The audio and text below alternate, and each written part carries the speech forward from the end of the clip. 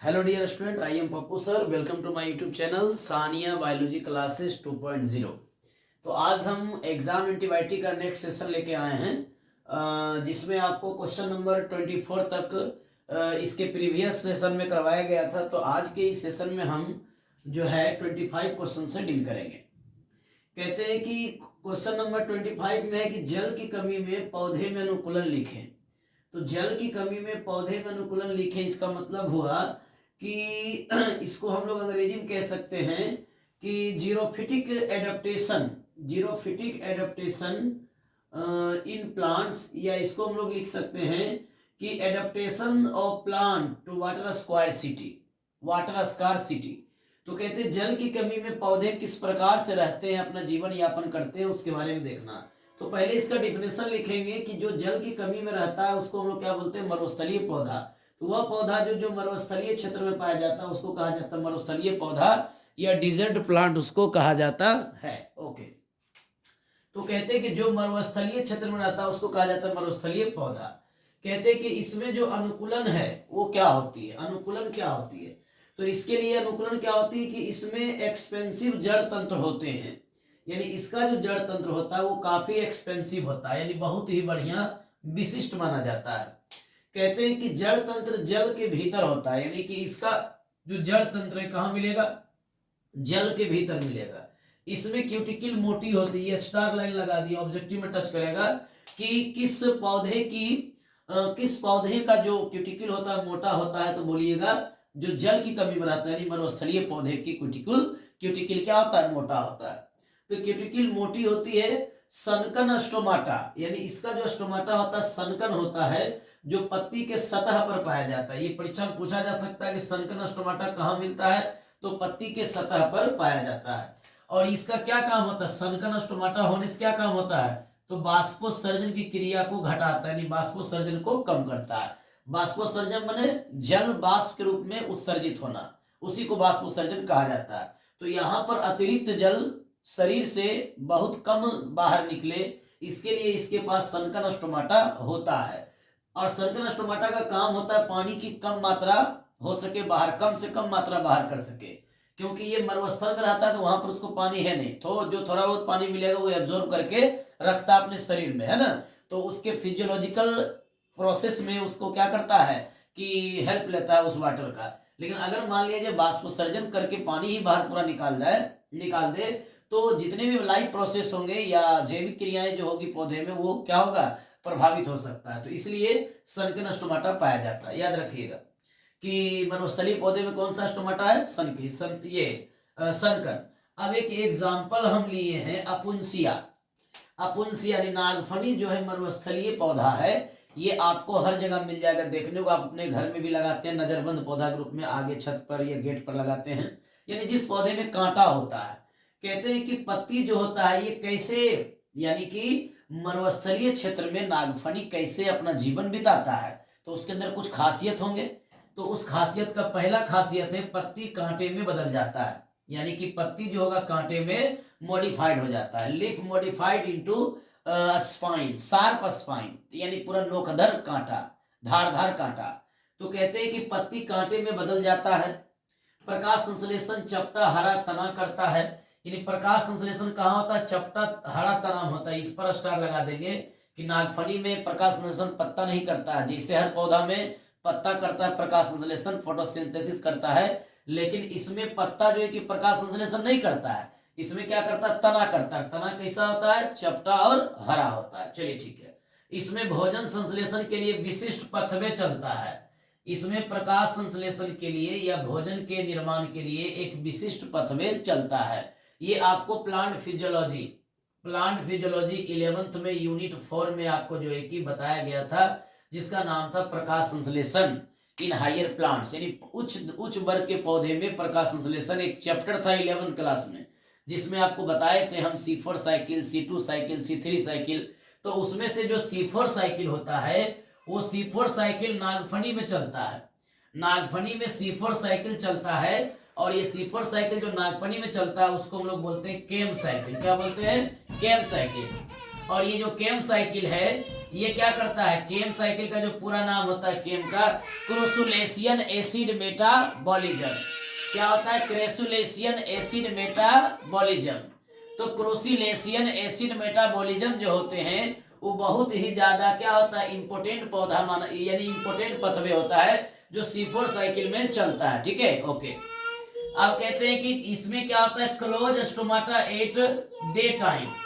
कहते हैं कि C4 साइकिल यानी कि केम साइकिल जो होता है, केम साइकिल जो होता है, केम साइकिल का मतलब होता है कि जिसका स्टोमाटा क्या होते हैं, यानी जिसका जो स्टोमाटा होता है वो क्या होता है कि दिन के समय में बंद रहता है। जो अगर केम साइकिल जिस पौधे में चल रहा है उसका स्टोमाटा दिन के समय में बंद होता है, तो हम कहेंगे दिन के समय में जब स्टोमाटा बंद होता है तो पानी की मात्रा बहुत कम निकलेगा। उसके बाद रिड्यूस वाष्पोत्सर्जन, यानी कि वाष्पोत्सर्जन की क्रिया क्या होती है कि कम जाती है ना। यानी दिन के समय में प्रकाश संश्लेषण अगर मान लिया जाए नहीं, दिन के समय में स्टोमाटा बंद है तो वाष्पोत्सर्जन भी नहीं होगा। तो यानी ये दो पॉइंट को याद रखिएगा कि जिसमें केम साइकिल चलता है, यानी कि जिस प्लांट में केम साइकिल चलता है उसमें वाष्पोत्सर्जन की दर घट जाती है और उसका स्टोमाटा दिन के समय में बंद रहता है। ठीक है, और उसको क्रोसुलेशियन एसिड मेटाबॉलिज्म कहते हैं। क्रोसुलेशियन क्या, एक प्लांट फैमिली का नाम है जिसमें ये साइकिल चलता है, इसलिए इसको कहते हैं केम साइकिल। चलिए क्वेश्चन नंबर 26 है कि जल की कमी में जंतुओं में अनुकूलन, यानी कि बहुत सारे जंतु इस दुनिया में हैं जो जल की कमी में अपना जीवन यापन करता है, तो कैसे करेगा। तो कहते हैं उसके अंदर कुछ खासियत है, तो हमारे यहाँ सिलेबस में जो दिया हुआ एग्जाम्पल उसी को लेंगे।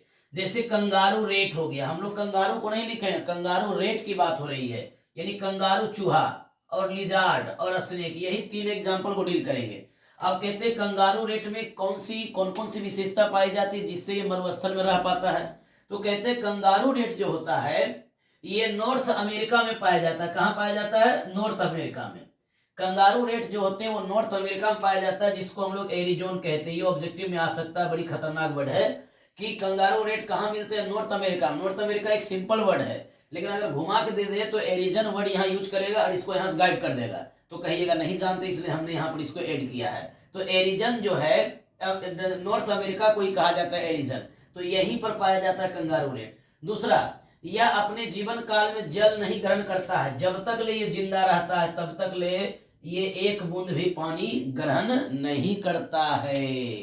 तो कहिएगा कि कैसे ये अपना जीवन यापन करता है सर, बिना पानी के मरुस्थल में रहने वाले जंतु कैसे अपनी जिंदगी को जीता है ना। तो हम कहेंगे कि ये long time period does not exist water in our body, यानी कि ये अपने शरीर में कभी भी जल ग्रहण नहीं करता जब तक ये जिंदा है।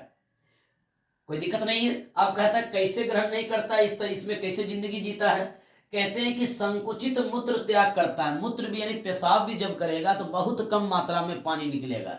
यानी कि जो शरीर के अंदर जो टॉक्सिक बनता है, यानी कि कंगारू रेट में जो टॉक्सिक बनता है, जहरीले पदार्थ जो बनते हैं, केवल उसी पदार्थ को निकालने के लिए ही वो उतना ही पेशाब करेगा, यानी उतना ही मूत्र को त्याग करेगा। इसको बोलते हैं कंस्ट्रिक्टेड यूरिनेशन, यानी कि संकुचित मूत्र त्याग करना।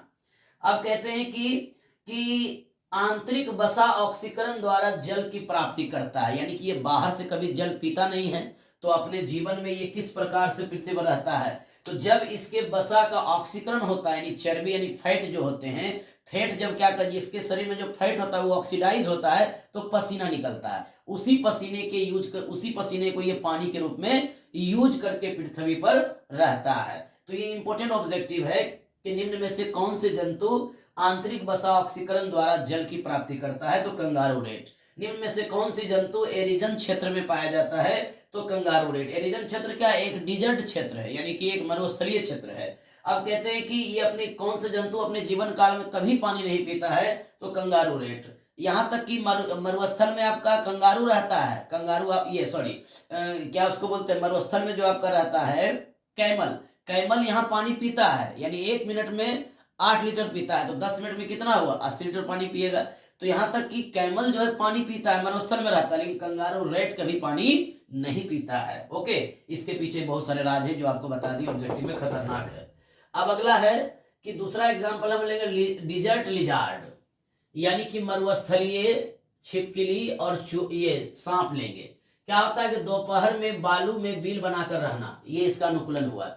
यानी ये दोनों क्या करता है, दोपहर के समय में गर्मी ज्यादा होती है तो बालू के अंदर क्या करता है, ये बालू के भीतर ऊपर में, बालू के ऊपर सतह तो गर्म हो जाएगा, भीतर जब बालू का भीतर देखिएगा तो हल्का ठंडा रहता है, बहुत ज्यादा ठंडा महसूस होता है। इसलिए देखा होगा कि घड़ा वाला पानी, घैला में जब पानी आदमी गर्मी में रखता है ना तो कहाँ रखता है, बालू पर रखता है घैलवा का है, तो बलुआ क्या करता है, ठंडा रहता है, ठंडा रहता है तो घैलवा पूरा ठंडा हो जाएगा। चलिए अब कहते हैं दोपहर में बालू में बिल बना करके रहता है कि उसको ठंडा लगेगा। जल की क्षति को रोकता है, यानी जल की जो क्षति होती है शरीर से उसको जहां तक हो सके ये रोक सकेगा। कौन, मरुस्थलीय लिजार्ड और स्नेक। ठीक है, ओके। चलिए तो क्वेश्चन नंबर 27 कहता है जलीय जंतुओं में पारिस्थितिकी अनुकूलन क्या होता है। तो जलीय जंतु भी अपने जीवन में क्या करता है, ecological adaptation in aquatic animals, यानी कि जितने भी जलीय जंतु होते हैं वो अपने जीवन में वो अपना जीवन किस प्रकार से प्रकृति में व्यतीत करता है, तो उसके लिए उसके पीछे कई सारे विशेषता हैं। गिल्स उपस्थित होता है, शरीर पर सल्क होते हैं यानी कि स्केल्स, इसको बोलते हैं चोइया यानी स्केल्स होता है। शरीर क्या होता है, स्ट्रीमलाइन होता है। स्ट्रीमलाइन का मतलब धारा रेखी, धारा रेखी माने ऐसे रहेगा, आगे भी सिकुड़ा पीछे भी सिकुड़ा बीच में चौड़ा, यानी नाव की तरह, शॉर्टकट बोलो तो नाव की तरह का है। तो पानी इस तरह से क्या करेगा, एने ओने करके भागेगा तो क्या करेगा, आराम से वो तैर सकता है। कहते हैं कि इसके मांसपेशी को कहते हैं मायोटोन्स, जो क्या करता है, प्रचलन में यानी तैरने में मदद करता है। एग्जाम्पल रेहू कतला। ओके ओके, इसी में अथवा करके पूछा गया है क्वेश्चन नंबर 26 में ही कि व्यवहारिक अनुकूलन क्या है, यानी बिहेवियरल एडेप्टेशन इन एनिमल्स। जंतुओं में व्यवहारिक अनुकूलन क्या था, पौधे में व्यवहारिक अनुकूलन को नहीं पढ़ना है, क्या पढ़ना है, जंतुओं में व्यवहारिक अनुकूलन। तो जंतुओं के व्यवहार में होने वाले अनुकूलन को क्या बोलते हैं, व्यवहारिक अनुकूलन कहा जाता है। चलिए अब कहते हैं कि कई जंतु विभिन्न तापमान पर अनुकूलित होते हैं, यानी जहां जहां, यानी टेम्परेचर वेरिएशन, जहां जहां का तापमान, जैसे मान लीजिए बहुत सारे जंतु हैं, किसी जगह का तापमान बहुत माइनस में, किसी जगह का तापमान हाई लेवल में चल जाता है। कश्मीर जाएंगे, हिमाचल प्रदेश जाएंगे, यानी हिल एरिया में जब जाते हैं तो वहां टेम्परेचर हमारा माइनस में होता है, यानी कि बहुत कम होता है। लेकिन हम अगर मान लीजिए दूसरे एरिया ट्रॉपिकल में जाते हैं तो वहां पर टेम्परेचर आपका ज्यादा होता है। तो उस अनुसार से शरीर अपना मेंटेन करके रखता है कौन, जंतु। तो कहते हैं कि व्यवहारिक अनुकूलन निम्न चरणों में होता है, जैसे शीत निष्क्रियता, ग्रीष्म निष्क्रियता, प्रवास, ये सभी व्यवहारिक अनुकूलन को दर्शाता है। इकोलोकेशन, आप इकोलोकेशन को भी यहाँ ऐड कर सकते हैं, लेकिन जितना बता रहे उतना ही कवर कीजिए, फालतू नहीं। अब कहते हैं कि शीत निष्क्रियता का मतलब क्या हो गया कि विंटर स्लीप, इसको बोलते हैं विंटर स्लीप।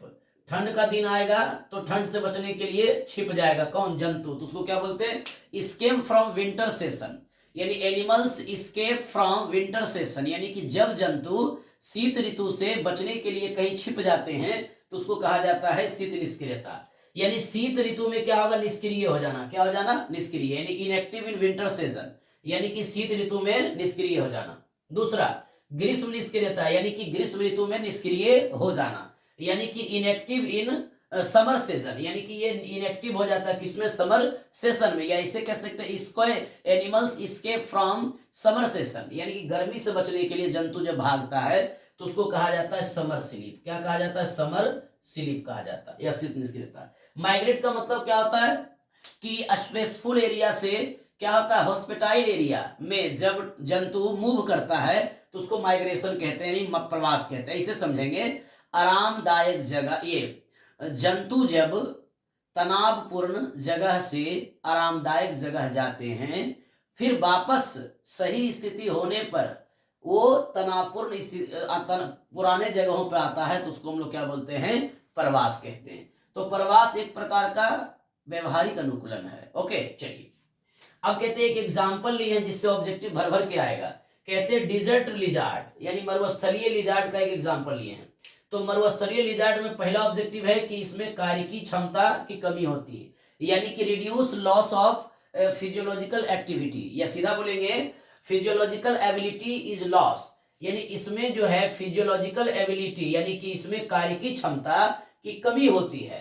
अब दूसरी बात, क्विट एट लो तापमान, यानी कि ये बहुत ज्यादा काम करता है, कब, जब कम तापमान रहेगा वातावरण का तो बहुत ज्यादा ये तेज और क्लेवर यानी कि चालाक होगा। कहते ये कन्फर्मर इसको घोषित कर दिया गया, क्या घोषित कर दिया, कन्फर्मर। कहते हैं जो अपने बॉडी टेम्परेचर को रेगुलेट नहीं कर पाता है लॉन्ग टाइम पीरियड में, तो उसको हम लोग क्या बोले थे, कन्फर्मर। और जो बॉडी नहीं कर पाता उसको कन्फर्मर, यानी चेंज द बॉडी टेम्परेचर, जो अपने शरीर के तापमान को हर जगह किसी जगह पर जा जाके जगह के अनुसार बदलते रहता है, उसको हम लोग क्या बोलते हैं, कन्फर्मर। यानी इसमें होम्योस्टेटिक्स की स्थिति यानी कि समस्थैतिकी की स्थिति नहीं पाई जाती है। लेकिन बहुत सारे ऐसे जंतु होते हैं जो रेगुलेट होते हैं, तो वो अपने बॉडी टेम्परेचर को क्या करता है, कांस्टेंट रखता है, घटने नहीं देता है, ना ही घटने देता है ना ही बढ़ने, वो कांस्टेंट रखते। जैसे मनुष्य हो गया 37 डिग्री सेल्सियस से ये 38 डिग्री सेल्सियस रहेगा टेम्परेचर हमारे शरीर का, किसी भी जगह ले जाओ वहां रह जाएगा। लेकिन इसको जगह के अनुसार इसका टेम्परेचर चेंज होता है। तो हम बोलेंगे एक ऑब्जेक्टिव, इसमें कार्य की क्षमता में कमी होता है, कम तापमान पर ये अधिक काम करता है, ये कन्फर्मर है। ओके चलिए, अब पौधे के लिए प्रकाश का महत्व, लघुत्तरीय प्रश्न, सिंपल। कहते पौधे के लिए प्रकाश का महत्व निम्न है। पहला, प्रकाश संश्लेषण, ये जब भी होगा तो कम तापमान पर अच्छा होगा। प्रकाश दीप्त काल यानी कि फ्लावरिंग, बहुत सारे पौधे ऐसे होते हैं कि जिसमें फ्लावर यानी फूल जो होता है कम तापमान, अधिक तापमान, ज्यादा प्रकाश, कम प्रकाश पर करता है। नहीं समझा, शॉर्टकट बोलेंगे। प्रकाश संश्लेषण में भोजन निर्माण पौधे में प्रकाश पर निर्भर है। दूसरा, प्रकाश दीप्त काल, पौधे में पुष्पन को हम लोग क्या बोलते हैं, यानी फ्लावरिंग का फूल का आना कहलाता है प्रकाश दीप्त काल। अगर पौधे में फूल प्रकाश पर निर्भर करता है तो उसको बोलते हैं प्रकाश दीप्त काल। गति अगर प्रकाश की उपस्थिति में होता है तो उसको बोलते हैं क्या चीज, मूवमेंट। चलिए अगला है क्वेश्चन नंबर 28, जिसको कहते हैं बहुत सारे इंटरेक्शन है, यानी कि पॉजिटिव निगेटिव इंटरेक्शन को पूछने का चांस रहेगा। तो सहोपकारिता जिसको कहते हैं कॉमेंसेलिज्म, प्लस ओ इसका जो है कि चिन्ह है, एक को लाभ होगा दूसरा का कोई प्रभाव नहीं पड़ेगा, ना ही लाभ होगा ना ही हानि। एक जाति को लाभ तो दूसरा वो प्रभावित होता है, यानी वो प्रभावित माने ना ही इसको लाभ है ना ही हानि है, कुछ कोई दिक्कत नहीं है। जैसे एग्जाम्पल एगो वेस्ट बढ़िया है, माँ और बच्चा यानी मदर और फीटस के बीच का जो रिलेशन है वो सहोपकारिता है। अब कहते हैं क्लॉन फिश, ये एनसीईआरटी टर्म, इसको याद रखिए। क्लॉन फिश क्या करता है, समुद्री एनीमोन के साथ रहता है, तो क्लॉन फिश को फायदा होता है, सी एनीमोन को कोई प्रभाव नहीं पड़ता है। इसमें फीटस को फायदा होता है, माँ को कोई प्रभाव नहीं पड़ता है। कहते हैं कि ब्रैंकलेंस और व्हेल को कोई नुकसान नहीं होता है, और ब्रैंकलेंस को क्या होता है, फायदा होता है। अब इकोलाई क्या करता है, इकोलाई ये मानव के आंत में विटामिन का संश्लेषण करता है, इसके बदले इकोलाई को कुछ नहीं मिलता है, किससे, मानव से। तो हम बोलेंगे इन सभी के बीच का संबंध क्या है, सहोपकारिता है। अब कहते हैं परजीविता में पराया जीवन जीना। कहते हैं कि दो विभिन्न आकार के जाति के बीच अंतःक्रिया होती है, तो जो छोटे आकार के होते हैं उसको परजीवी कहते हैं, बड़े आकार के होते हैं उसको पोषी कहते हैं। परजीवी को लाभ होता है, पोषी को हानि होता है। कहते हैं परजीवी क्या है, तो पोषण एवं आश्रय ग्रहण करना कहलाता है, परजीवी का लक्षण है। परजीवी कभी भी पोषी को नहीं मारता। ये बहुत बढ़िया क्वेश्चन है, पूछा जाता है कि परजीवी जो है कि पोषी को मारता है या नहीं मारता है, तो नहीं, जिससे हमको मिलेगा दाना पानी उसको मारेगा कोई, नहीं, तो उसको नहीं मारेगा। अब कहते हैं परजीवी के प्रकार हैं, बाह्य परजीवी यानी एक्टोपैरासाइट। तो बाह्य परजीवी दो तरह के होते हैं, एक्टो जू पैरासाइट, जू में जंतु आएगा, और एक्टो फाइटोपैरासाइट यानी फाइटो में पौधा आएगा। यानी इसमें परजीवी जंतु होगा, इसमें परजीवी कौन होगा, पौधा होगा। तो कौन कौन से जंतु पर परजीवी है, तो कोपीपोड्स और मेराइन फिश, यानी समुद्री मछली और कोपीपोड, इन दोनों के बीच का संबंध है बाह्य परजीवी। लिच ऑन कैटल यानी मवेशी में देखता है जोंक लग जाता है ना, जोंका लटक जाता है, उसको बोलते हैं लिच। हिरोडेरिया ग्रेनुलोसा है ना, ये सेंग्विवरस पैरासाइट जो रक्त को चूसता है। कहते हैं टिक ऑन डॉग, यानी कुत्ता में देखो चिमुकन सट जाना, उसको बोलते हैं टिक ऑन डॉग, यानी कुत्ते पर चिमुकन का सटना। तो चिमुकन क्या है, एक्टोजू पैरासाइट है। अब कौन सा परजीवी बाह्य पौधा है, तो यहाँ देखिए red cotton bug and plant, ये क्या है आपका बाह्य परजीवी है। लेक इंसेक्ट बाह्य परजीवी है। एम्फाइट्स बाह्य परजीवी, ये ऑब्जेक्टिव खतरनाक है एम्फाइट्स। चलिए अगला है अंतः परजीवी। तो अंतः परजीवी में टेपवर्म हो गया, स्केरिस हो गया, एंटमीबा हो गया। एंटमीबा में ए यहाँ छूट गया, एंटमीबा ये सब क्या करता है, आंत में रहता है। प्लाज्मोडियम आरबीसी और लीवर में रहता है। लीवर फ्लू का क्या कंडीशन, ये ट्रीमाटोड है, ऑब्जेक्टिव में कवर करेगा। ये लीवर फ्लू क्या है, ट्रीमाटोड है। ये क्या करता है, स्नेल और फिश यानी कि घोंघा और मछली, इन दोनों को द्वितीय होस्ट बनाकर रहता है। प्राथमिक होस्ट कौन रहता है, मनुष्य रहता है।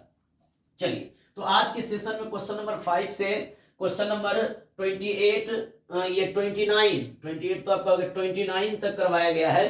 तो 29 के जो और बचे हुए हैं उसको हम लोग नेक्स्ट सेशन में डील करेंगे। तो आज के लिए इतना ही। तो सानिया बायोलॉजी क्लासेस 2.0 को सब्सक्राइब करना ना भूलें, और जितने भी क्वेश्चंस बता रहे हैं ये सभी आपके आएंगे। ये आपका जो है कि ये हमारा जो है कि इतना दिन का एक्सपीरियंस कहता है। तो आप जल्दी जल्दी लाइक करें, सब्सक्राइब करें, शेयर ना करें, केवल आप ही देखें, और कह सकते हैं शेयर ना करें और केवल सब्सक्राइब और लाइक करें। ओके, चलिए तो नेक्स्ट सेशन के लिए वेट कीजिए। Thank you.